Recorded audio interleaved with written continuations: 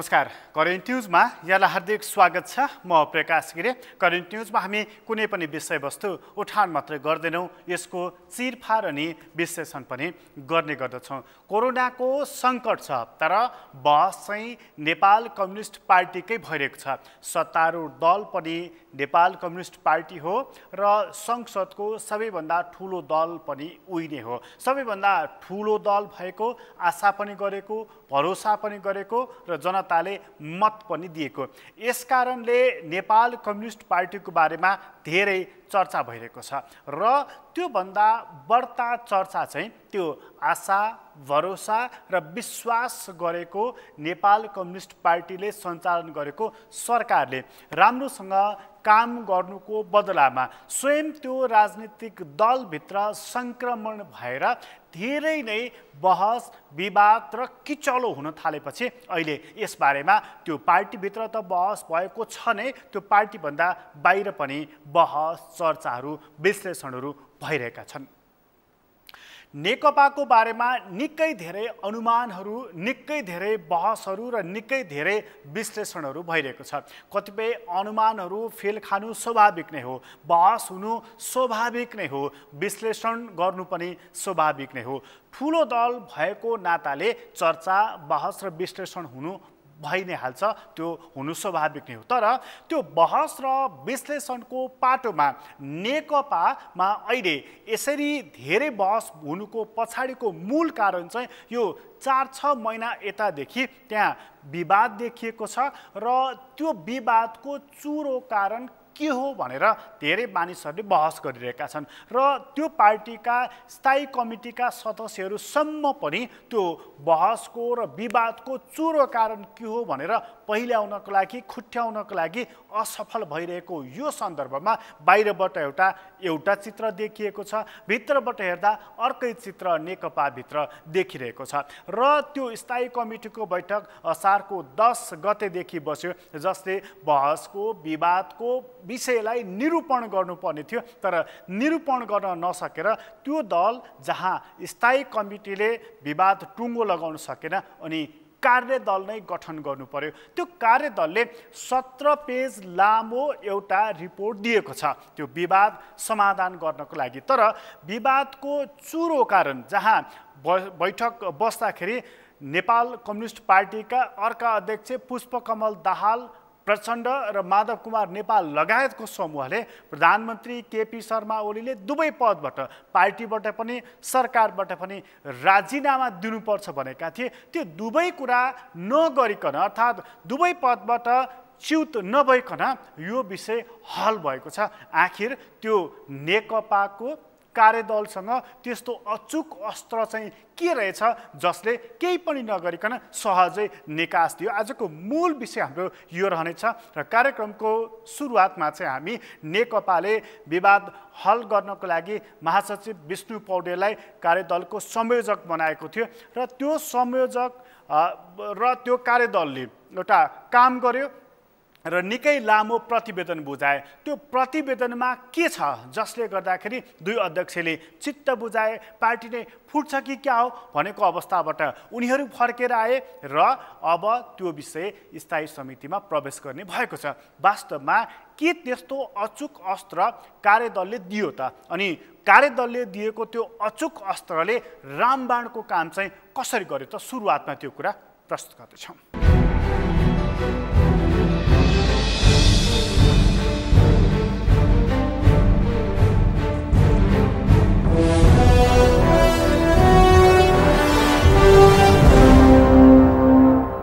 हामीभित्रका समस्याहरूलाई हामीले समाधान गर्न सक्दछौँ र सक्नुपर्दछ र समाधान कसरी गरेर जाने, त्यसका लागि हामीले कार्यदल निर्माण गरौँ र कार्यदलको सिफारिस सुझावको आधारमा हामीहरूले चाहिँ छलफल गर्दै अगाडि बढौँ र एउटा निर्णयमा पुगौँ। पार्टीको एकतालाई जोगाउँ। जनताले, कार्यकर्ताले जुन अपेक्षा गरेका छन् यो पार्टीसँग त्यसलाई कुण्ठित हुन नदिउँ भन्ने निष्कर्षमा उहाँहरू पुग्नुभयो। यो पृष्ठभूमिमा कार्यदल बनेको थियो। 30 गते कार्यदल बन्यो, गठन भयो। 31 गते कार्यदलको प्रथम बैठक बस्यो। कार्यदलले त्यो सबै विषयहरूमा खास गरिकन कार्यदलको चाहिँ कार्यादेश, कार्यदलको नाम, कार्यादेश, यसले काम गर्ने समय सीमा, यसका आचार संहिताहरू, यो कार्यदलले छलफल गर्नुपर्ने विषयहरू, यी सबै विषयमा 31 गतेको बैठकमा हामीहरूले स्पष्टता कायम गऱ्यौँ। त्यसपछि हामीहरूले क्रमिक रूपले बैठकहरू बस्दै गयौँ, विषयमा केन्द्रित भएर खुलाखुलस्त छलफलहरू गर्दै गयौँ। कतिपय सन्दर्भमा हाम्रा बिचमा पनि अत्यन्त एउटा गहन छलफल पनि भयो। त्यो छलफलपछि हामीहरू क्रमिक रूपले निष्कर्षतर्फ अगाडि बढ्यौँ र आज बिहानसम्म आइपुग्दा कार्यदलका लामा 6वटा बैठकहरू सम्पन्न भए र आज बिहानसम्म आइपुग्दा हामीहरू कार्यदलबाट एउटा निष्कर्षमा पुग्न सकेका छौँ। कार्यदल एउटा निष्कर्षमा पुगेको छ। त्यो निष्कर्षलाई हामीले लिपिबद्ध गरेका छौँ, कार्यदलबाट पारित गरेका छौँ र आज कार्यदलको रिपोर्ट अध्यक्षद्वय समक्ष प्रस्तुत गरिएको छ। अब यो प्रतिवेदन अध्यक्षद्वयले अध्ययन गर्नुहुन्छ, त्यसपछि यो सचिवालयमा जान्छ, स्थायी कमिटीमा जान्छ र कार्यान्वयनको चरणमा प्रवेश गर्छ भन्ने हाम्रो विश्वास छ। र अहिले हामीले चाहिँ प्रतिवेदन बुझाउने क्रममा अध्यक्षद्वयले जे अभिव्यक्ति राख्नुभयो त्यसबाट हामीहरू अत्यन्तै उत्साहित भएका छौँ र खास गरिकन कार्यदलमा जुन प्रकारको सहमति भयो, जसरी कार्यदलले सर्वसम्मतिका साथ प्रतिवेदन तयार गर्यो र बुझाउने बिन्दुमा कार्यदल आइपुग्यो, यसले के कुरा स्पष्ट गरेको छ भने अब नेपाल कम्युनिस्ट पार्टीभित्रका तमाम समस्याहरू, अन्तर्विरोधहरू पारस्परिक छलफल र सहमतिका साथ समाधान हुन्छन्। नेपाल कम्युनिस्ट पार्टी एकताबद्ध रहन्छ। यसले चाहिँ आफ्नो काँधमा आएका अभियानहरूलाई सफलताका साथ पुरा गर्दै अगाडि बढ्छ भन्ने कुरा चाहिँ स्पष्ट गरेको छ।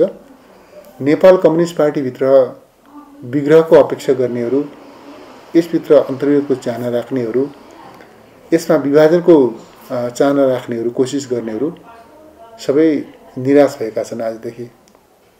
म उनीहरूलाई फेरि दोहोऱ्याएर भन्न चाहन्छु, विगतमा पनि मैले चर्चा गर्ने गरेको छु, दोहोऱ्याएर भन्न चाहन्छु, नेकपाको विग्रहमा रोटी सेकेर गुजारा चलाउने कोसिस अब फेरि कसैले नगरे हुन्छ।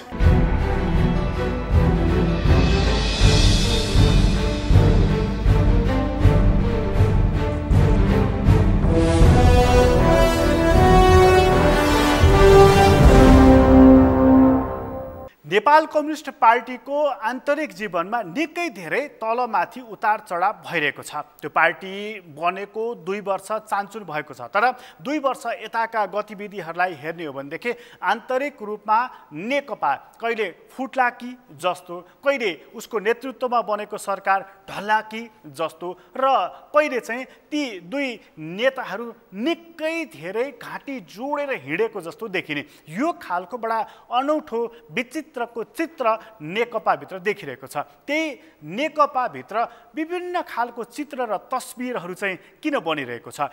कहिले मन फाट्ने, कहिले मन बुझ्ने, के कारणले हो त नेकपाभित्र आफैमा रोचक खालको विषय बनेको छ। चुनावको बखतमा गठबन्धन भयो, चुनाव लगत्तै पार्टी एकता भयो, पार्टी एकता लगत्तै विवाद सुरु भएको छ। यो अनौठो खालको जुन खेल अहिले नेपाल कम्युनिस्ट पार्टीभित्र भइरहेको छ, त्यो नेपाल कम्युनिस्ट पार्टीभित्रको त्यो खेलको हल गर्न यति बेला कार्यदल सक्षम भएको छ र त्यो कार्यदलले प्रधानमन्त्री केपी शर्मा ओलीले प्रधानमन्त्री पदबाट पनि राजीनामा दिनु नपर्ने र पार्टीको अध्यक्षबाट पनि राजीनामा दिनु नपर्ने, तर नेपाल कम्युनिस्ट पार्टीकै अर्का अध्यक्ष पुष्पकमल दाहाल प्रचण्डले केही अधिकारहरू प्राप्त गर्ने, अर्थात् महाधिवेशन नहुन्जेलसम्म ओलीले सरकार सञ्चालन गर्ने, प्रचण्डले पार्टी सञ्चालन गर्ने भन्ने खाका तयार गरेको छ।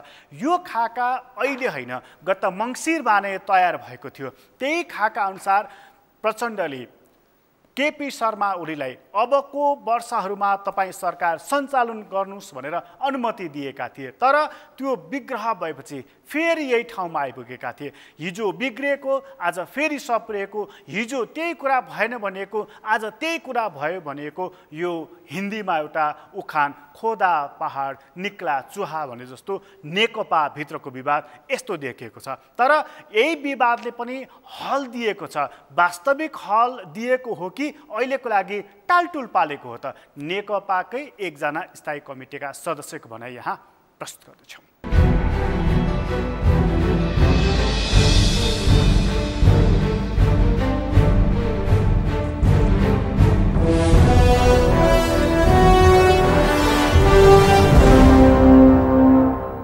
सर्वसम्मतिले पार्टी एकताको बिन्दु खोज्दै सहमतिको निम्ति यिनी आधारहरू हुन सक्छन् भनेर प्रतिवेदन दुवैजना अध्यक्षलाई बुझाएको छु। यो खुसीको कुरा हो। एकता आवश्यक थियो जनताको निम्ति, कार्यकर्ताको निम्ति। कार्यदलले पनि त्यही प्रकारको एउटा जिम्मेवारी बोधसहित आफ्ना भावनाहरू प्रकट गरेर अध्यक्षलाई बुझाएको छ। यो राम्रो कुरा हो। नेकपाले जित्यो, नेकपाको एकता बच्यो। एकता बच्नु पर्थ्यो। अहिले जनताको चाहना, कार्यकर्ताको चाहना, कतिपय नेकपालाई माया गर्ने अन्तर्राष्ट्रिय शक्ति केन्द्र समुदायहरूको चाहना नेकपा टुटफुट र विभाजनमा नजाओस् भन्ने थियो। त्यो पक्षले जित्यो। त्यसकारणले यो कार्यविभाजनमा अलिकति उहाँले गरेको सिफारिस निर्णयार्थ प्रस्तुत हुन अझै बाँकी छ। पार्टी र सरकारको अलि दुवैजना अध्यक्षहरूलाई भूमिका ठोस र मूर्त गरेर उहाँले परिभाषित गरेर पठाउनु भएछ। त्यसलाई निर्णय गर्न बाँकी छ। एउटा आङ्गिक निकायले निर्णय गरला। तर फेरि पनि यो पक्षले जित्यो, यो पक्षले हारो भनेर टिप्पणी गर्नुभन्दा पनि नेकपा विजय भएको छ, एकता बजेको छ। दुईजना अध्यक्षले गरेको करिब चाहिँ सहमतिको बिन्दु खोज्ने तपाईँहरू ल्याउनुहोस् है भन्ने कुरा पारित भएको छ। त्यसलाई निकै सकारात्मक रूपमा हामीले लिनुपर्छ। प्रचण्डलाई हामीले धेरै पटक भेट्यौँ र मैले पनि धेरै पटक भेटेँ। उहाँ चाहिँ पार्टी एकताको पक्षमा, पार्टी एकतालाई जोगाउने पक्षमा, अझ छुटफुट भएर बाहिर रहेका वामपन्थीहरूलाई पनि यो नेकपाभित्र ल्याउने पक्षमा दृढतापूर्वक हुनुहुन्छ। त्यस कारणले उहाँको भूमिका अझै बढी बढेको र उहाँले अझ बढी लचिलो भएर पनि छरिएका वामपन्थीहरूलाई पनि अझ एक ठाउँ ल्याउने पक्षमा रहेको हामीले बुझेका छौँ। बहुमत सदस्यहरू आफूसित हुँदा र बहुमत सदस्यहरूले निर्णय गर्नुहोस्, अगाडि बढ्नुहोस्, हामी साथ दिन्छौँ भन्दाखेरि पनि उहाँले चाहिँ विवेक प्रयोग गर्नुभयो। एकपटक स्थायी समितिको बैठकमा बहुमत सदस्यहरूले उहाँलाई कहीँ न कहीँ प्रभोग गर्ने कामहरू गरिरहेका थिए। तर उहाँ यति चाहिँ लचिलो भएर प्रस्तुत हुनुभयो। पार्टी एकताको पक्षमा आफूले निरन्तर उभ्याउनु भएको हुँदाखेरि उहाँको भूमिका पनि महत्त्वपूर्ण छ। देखाइदिन्छु भनेर प्रधानमन्त्रीजीले चाहिँ पहल गर्दाखेरि पनि आफै डुब्ने हुन्थ्यो। देखाइदिन्छु भनेर प्रचण्डजीले आफै पहल गर्न खोज्दाखेरि पनि आफै डुब्ने हुन्थ्यो। त्यसकारण दुवै डुब्नुभन्दा सकुशल चाहिँ नदी पार लाउनु नै राम्रो थियो। त्यसकारणले एकता बज्यो। अनावश्यक रूपमा टिप्पणी गरेर प्रभोग गर्ने पक्षमा म छैन। खर्च हेर्ने लेखा समिति छ, खर्च हेर्ने चाहिँ त्यस्तो प्रकारका निकायहरू छन्। कहीँ कतै अनियमितता भएको छ भनेदेखि चाहिँ जवाबदेही निकायहरू होलान्, मन्त्रालय छन्, सबै बिल भौचरहरू सहित चाहिँ उहाँहरूले पारदर्शी रूपमा जवाब दिनु होला। यत्रो चाहिँ महामारी चलिरहेका बेला सरकारले काम गरिरहेको छ। तर अनावश्यक रूपमा सरकारले भ्रष्टाचार मात्रै गर्यो, सबै चाहिँ बिगार्यो भनेर टिप्पणी गर्नु त्यति राम्रो होइन। अहिले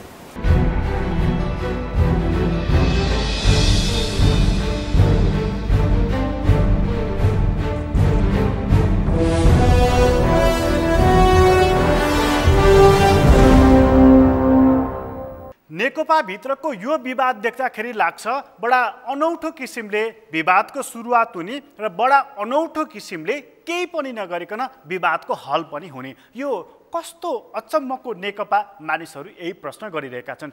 यो प्रश्न अरू त अरू नेपाल कम्युनिस्ट पार्टी भित्रकै नेताहरू पनि गरिरहेका छन्, केन्द्रीय कमिटीकै सदस्यहरू पनि गरिरहेका छन्। यदि अहिले यसै गरी हल खोज्नु थियो, समाधान खोज्नु थियो भनेदेखि विवाद किन गरेको उनीहरू यो प्रश्न गरिरहेका छन्। वास्तवमै गत मङ्सिरमा नै केपी शर्मा ओलीले सरकार सञ्चालन गर्ने, पुष्पकमल दाहाल प्रचण्डले पार्टी सञ्चालन गर्ने भन्ने मोटो समझदारी भएको थियो। त्यो समझदारी सँगसँगै फेरि अहिले अर्को समझदारी कार्यदलले त्यही कुरालाई लेखेर दिएको थियो, जुन कुरालाई केही समय अघि वामदेव गौतमले लिखित रूपमा 6 बुँदे प्रस्ताव सहमतिको लागि भन्दै उनले ल्याएका थिए। तर उनले त्यो प्रस्ताव ल्याउँदा कहिले वामदेव गौतमको घरमा केपी शर्मा ओली डिनर मिटिङ गर्न पुगे। कहिले त्यही प्रस्तावपछि पुष्पकमल दाहाल प्रचण्ड भैँसे पार्टी पुगे, जहाँ वामदेव गौतम बलटार जानको लागि घरबाट निस्कँदै गरेका थिए।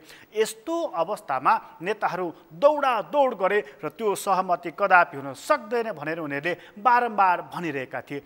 जुन कुरा हुँदैन भनेका थिए त्यही कुरामा पुष्पकमल दाहाल प्रचण्ड, माधव कुमार नेपाल, झलनाथ खनाल लगायतका नेताहरू सहमत हुन पुगेका छन्। आखिर हिजो हुँदैन भनेको कुरा आज भयो कसरी? हिजो हुँदैन भनेर दुत्कारेको कुरा आज सहमतिको अचुक अस्त्र बन्यो कसरी? यो कुरा लिएर हामी एकछिनपछि आउनेछौँ। अहिले छोटो विश्राम लिँदैछौँ।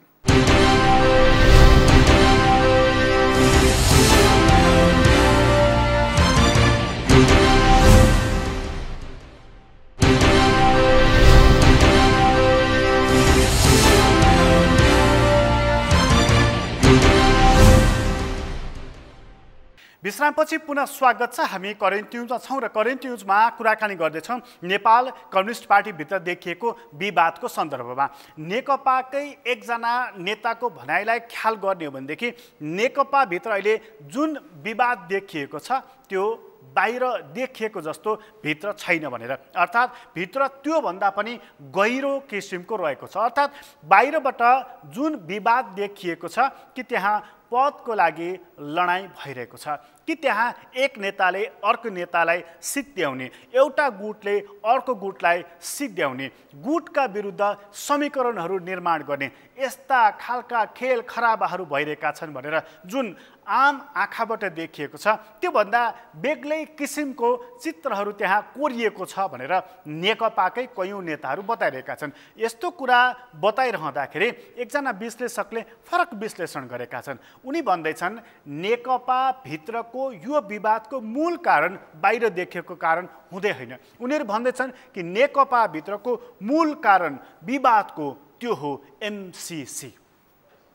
एमसिसीको कारणले नेकपामा यो विवाद ल्याइदिएको छ।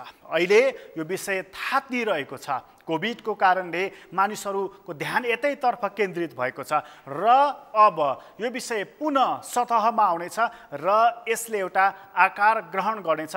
विवाद हल हुँदा सबै मिलिहाल्यो, विवाद हल नहुँदा यसले पार्टी विभाजन गराइदिन सक्छ। बडा गम्भीर प्रकृतिको विश्लेषण र बहस अहिले नेकपाभित्र भइरहेको छ। यो बहसलाई र विश्लेषणलाई ख्याल गर्ने हो भने नेकपाभित्रको अहिलेको समाधान तत्कालीन समाधान भनेर मान्नुपर्ने हुन्छ। अर्थात् यो मोडमा समाधान भयो, अर्को मोडमा पुगेपछि फेरि विवाद सतहमा आउनेछ।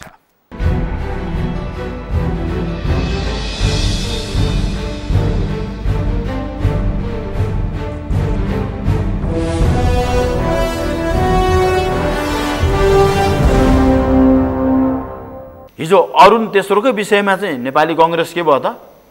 अरुणकै कारणले पार्टीमा चाहिँ 74 र 36 भन्ने दुईटा समूह बन्यो। एमसिसीकै कारणले अहिले जुन तपाईँले नेकपामा उठाउनु भएको विषय के हो भन्दा त्यो एमसिसीकै कारणले दुईटा समूह बन्यो नि होइन? त्यो एमसिसीको कारण होइन, पुष्पकमल दाहाल र केपी ओलीको प्रतिष्ठाको कुरा भनेर त्यो समूहगत लडाइँदै भयो। तर अहिले मूलतः के हो भने एमसिसीकै कारणले के रह्यो भने इमिडिएटली एमसिसी त पास गर्नै पर्छ, किनभने अहिले प्रधानमन्त्री समूहले लिएको जुन एजेन्डा चाहिँ एमसिसी पास गर्नुपर्छ। प्रमुख प्रतिपक्षी दलमा पनि जस्तो अहिलेको पार्टी सभापति संस्थापन पक्षले पनि एमसिसी पास गर्नुपर्छ होइन? जस्तो अब हामीले अलिकति मैले प्रमुख प्रतिपक्षी दलमा नहेरिकन सत्तापक्षको राजनीति अलिक बुझिन्न, किन भन्दा त्यसको रिफ्लेक्सन त्यहाँ क्लियर देखिसक्यो, यहाँ देखिया छैन क्या।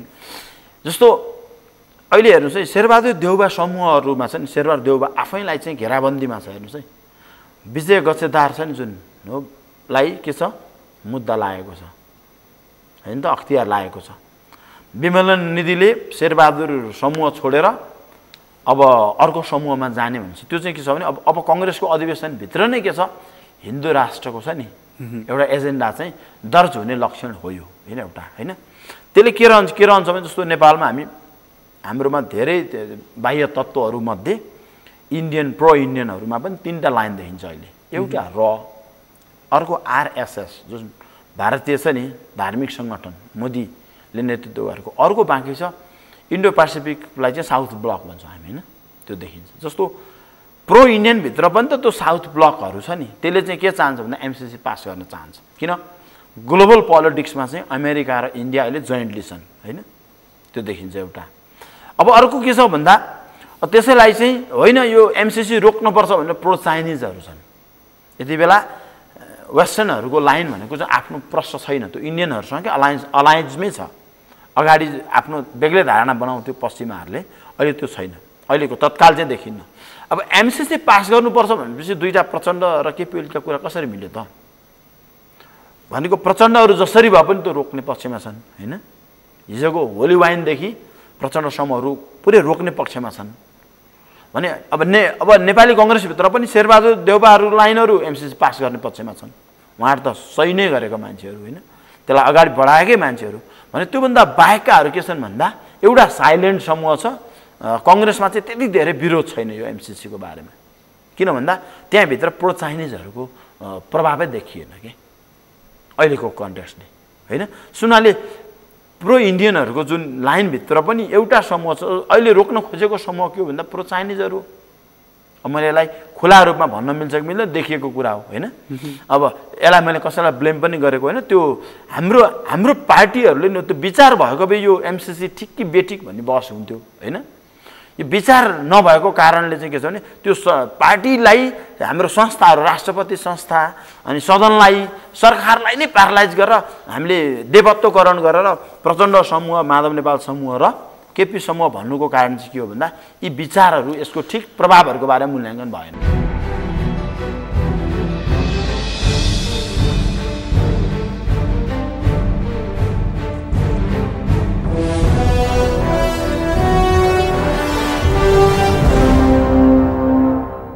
नेकपाभित्रको यो विवादलाई हेर्दाखेरि वास्तवमै त्यहाँ निकै धेरै गहिरो र पेचिलो किसिमको समस्या देखिन्छ। तर त्यो पेचिलो समस्यालाई हल गर्नका लागि नेतृत्व पङ्क्ति सक्षम छ कि छैन हेर्नुपर्ने कुरा यो रहेको छ। यदि साँच्चीकै एमसिसीकै कारणले नेकपाभित्र बहस र विवादको सुरुवात भएको अथवा बीजारोपण भएको हो भनेदेखि यो विषय केवल नेपालको सिमानाभित्र मात्रै सीमित रहँदैन, यो विषय नेपालको सिमानाभन्दा बाहिर पनि प्रवेश गर्दछ।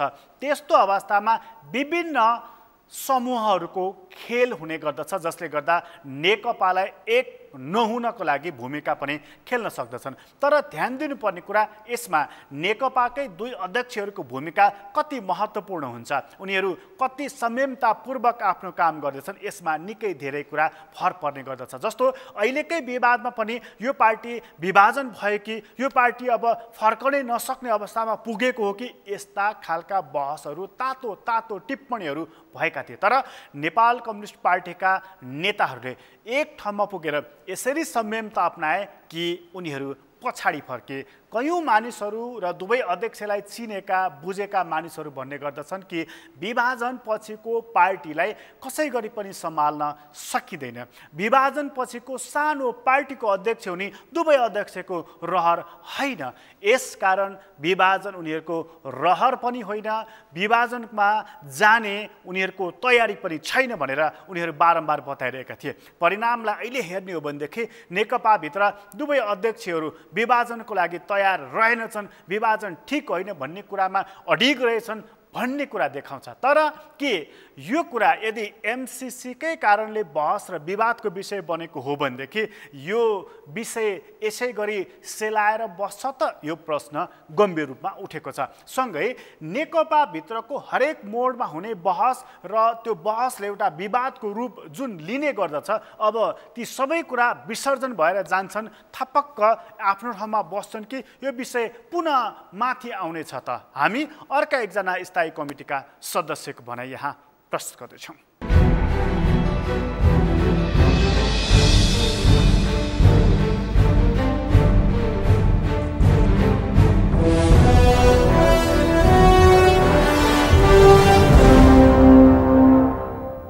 अहिले कुनै पनि अवस्थामा पार्टी फुट्नुहुन्न, त्यसैले त्यो सबैलाई नेतृत्वले मनन चिन्तन गरेर अहिले चाहिँ खास गरी स्थायी समितिका जुन एजेन्डाहरू थियो त्यो सबैजनाले सम्बोधन गर्नलाई चाहिँ कार्यदल बनाएको हो।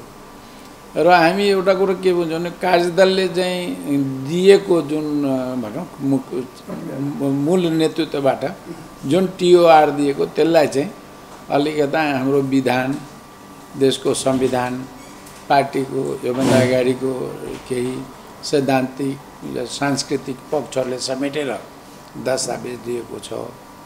17 पेजको दस्तावेज छ, सबैले थाहा भएको कुरो हो। मैले सरसर्ती दस्तावेजहरूलाई हेर्नुभयो भने त्यो जुन स्थायी समितिको जतिवटा जुन 6वटा एजेन्डा छ नि, त्यही 6वटा एजेन्डामा त्यो केन्द्रित भएको छ। त्यो भनेको सीमा विवादमा के गर्ने भारतलाई, एमसिसी बारेमा के गर्ने, कोभिडमा के गर्ने, पार्टी सञ्चालन कसरी गर्ने, सरकारलाई को कामको समीक्षा या पार्टी सरकारका चाहे त्यो केन्द्रीय सरकार हो, सङ्घीय सरकार होस्, प्रादेशिक सरकार हो, स्थानीय सरकार, सबै सञ्चालन बारेमा चाहिँ त्यसले एक किसिमले त्यसलाई मैले गाइडलाइन्स भन्छु कि त्यो गाइडलाइन्स दिएको छ। अब यो के हो भने पहिले त सचिवालयले भनौँ न एउटा वैधानिक रूपमा यो सचिवालयले बनाएको हो र केन्द्रीय समितिको एजेन्डाहरूले सम्बोधन गरेर बनाएको हो। त्यसैले यो पहिले यो दस्तावेज सचिवालयले चाहिँ भनौँ न उहाँहरूको तर्फबाट चाहिँ के कहाँ छाँटकाँट थप घट गर्नुपर्ने गरेर स्थायी समितिमा पेश हुन्छ। मलाई आशा चाहिँ विश्वास छ कि 5-7 दिनमा स्थायी समितिको बैठक बस्छ। स्थायी समितिले पनि त्यसमा केही परिमार्जन भनौँ न, मैले छाँटकाँट भन्दा पनि परिमार्जन भन्छु, केही परिमार्जन केही सुझावहरू दिन्छ र त्यो निर्णयलाई लागू गरेर अगाडि बढ्यो भने पहिले के भने हामी निर्णय गर्छौँ, तर निर्णयलाई आजभोलि शब्द भन्छौँ मान्छेले इमान्दारीका साथ र एकदम सिन्सियरली भन्छ अङ्ग्रेजीमा, यो सबै शब्दहरूलाई अगाडि बढ्यो भने चाहिँ पार्टीको जुन तपाईँले भनेको जुन छ नि, अब विघटनको या विभाजनको कुरो त टरिगयो, तर यो के हो भने यसलाई बलियो बनाउने भन्छ नि। हामी कम्युनिस्ट पार्टीलाई सङ्घर्षशील, जुझारु, क्रान्तिकारी, आमूल परिवर्तनकारी यी जुन शब्दहरू भन्छ नि, त्यसको लागि चाहिँ पार्टी नेतृत्वले चाहिँ धेरै कामहरू गर्न बाँकी छ। त्यो भनेको पहिलो काम के हो भने पहिले पार्टीका माथिल्लो नेतृत्वहरू नै वैचारिक सैद्धान्तिक रूपमा स्पष्ट हुनुपर्छ। दोस्रो, यसको सङ्गठनात्मक संरचना जुन अहिले हाम्रो देशको छ त्यो अनुसारको बनाउनको लागि पनि अब त्यस्तो संरचनामा त्यस्तो नेतृत्व, जसरी भनौँ जिल्ला तहको, मैले खास गरेर जोड दिएर भन्न चाहन्छु किनभने अहिलेसम्म पार्टीको मूल काम गर्ने चाहिँ जुन भने हामीले भूगोल भन्छौँ नि, त्यो भूगोल गर्ने भनेको चाहिँ मुख्य रूपमा चाहिँ जिल्ला समिति हो या अब चाहिँ अलिकता पालिका पनि ठुलो हो, त्यो पालिका हो। त्यसैले आगामी दिनमा हाम्रो यो पालिका स्तरको यो पार्टी कमिटी, जिल्ला स्तरको पार्टी कमिटीले कति जनजीविकाका सवाल, जनताको सवालहरूलाई सम्बोधन गर्नुतिर गयो भने यो चाहिँ अलिकता मैले जुन अगाडि शब्द भने आमूल परिवर्तन क्रान्तिकारी यिनीहरू भने हुन्छ। अहिले माथिल्लो नेतृत्वमा पनि अलिकता जुन छ नि, अब बढी वैचारिक स्पष्टता मैले चाहिँ पटक पटक जोड दिन्छु, किनभने हाम्रो समाजवादको विकासको मोडेलको बारेमा पनि एउटा ठुलो छलफलको विषय छ।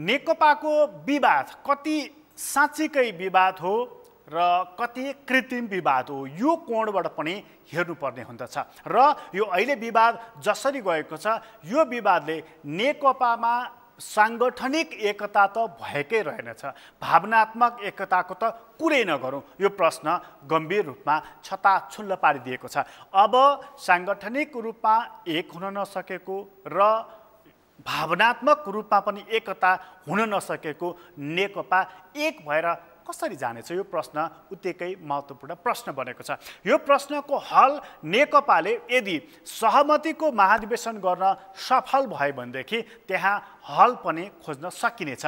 त्यो सहमतिको महाधिवेशनमा नेकपाले सहमतिकै आधारमा अध्यक्ष चयन गर्ने र सहमतिकै आधारमा केन्द्रीय कमिटीसम्म पनि चयन गर्ने भनेर उसले तय गरेको छ। तर नेकपाभित्र अर्को पनि बहसको विषय बनेको छ कि नेकपा अब त्यसरी महाधिवेशनमा जानुभन्दा अगाडि नै फलानो व्यक्तिलाई अध्यक्ष बनाउने भनेर खिटानी गरेर प्रतिबद्धता गरेर सही र हस्ताक्षर गरेर जान सक्दैन भनेर अर्को कोणबाट पनि यो विषय आइरहेको छ। अर्थात् यहाँ यदि केपी शर्मा ओली र पुष्पकमल दाहाल प्रचण्डको बीचमा मात्रै सहमति भयो भने माधव नेपालले के गर्ने, झलनाथ खनालको अवस्था के हुने, वामदेव गौतमको अवस्था के हुने, नारायण काजी श्रेष्ठले के गर्ने, यस्ता प्रश्न त्यहाँभित्र पनि थुप्रै रहेका छन्। त्यसैले बहसका विषयहरू पनि थुप्रै रहेका छन् नेकपाभित्र, विवादका विषयहरू पनि थुप्रै रहेका छन् नेकपाभित्र। यी सबै कुरालाई सुझबुझपूर्ण ढङ्गबाट समाधान दिन चाहने हो भने समाधानका पनि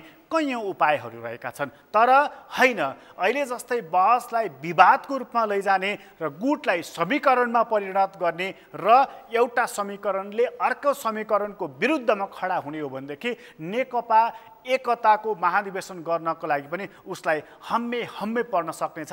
त्यति बेला उनीहरू अलग अलग हुने थुप्रै ठाउँहरू, मोडहरू, कुइनेटोहरू देखा पर्न सक्नेछन्। त्यसैले नेकपा भित्रको विवाद अहिले तत्कालको लागि हल भएको छ, तर दीर्घकालको लागि यसले समाधान चाहिँ अझै पनि दिइसकेको छैन। करेन्ट न्युज अहिलेलाई यति नै। करेन्ट न्युजबाट म प्रकाश गिरीलाई बिदा दिनुहोस्। सगरमाथा टेलिभिजन हेर्दै गर्नुहोला। नमस्कार।